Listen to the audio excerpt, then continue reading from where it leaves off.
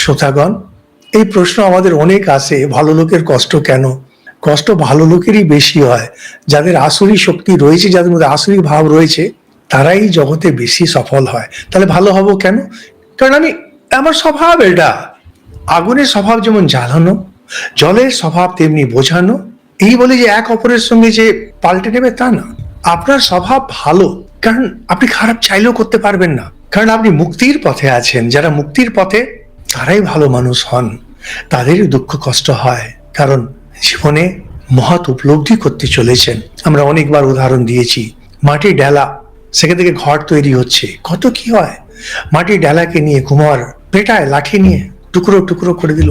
জল, যেটা ওর স্বভাবে মেলে না, দালাই মালাই, সেটাকে নিয়ে চাকে বসিয়ে ঘোরানো।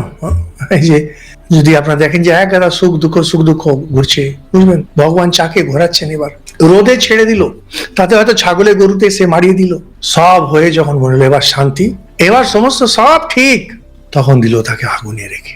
তখন সে ঘট হয়, কাজে লাগে, মঙ্গল ঘট হয়, পুজোয় লাগে। আপনি বলবেন আমার দরকার নেই এত কষ্টের, আমি মাটির ডালা হয়ে থাকবো। না, এটা হবে না, কারণ সবাই মুক্তির পথে যাচ্ছে। আজকে যারা অসুর, আজকে যাদের মুখে বেশি হাসি, আমাদের দিকে যাদের বিদ্রুপের হাসি, এদেরও এই পথ দিয়েই যেতে হবে, এদেরও যেতে হবে। রাঁধুনির কাছে মাছ যখন থাকে, কিছু মাছকে ভাজা হচ্ছে তেলে, পুড়ছে, কিছু পাশে রাখা আছে, গুটে পড়ে গোবর হাসে। তোমারও ওইটাই হবে, সময় বেশি দেরি নেই। এসব ছেলে মানুষের প্রশ্ন এগুলো।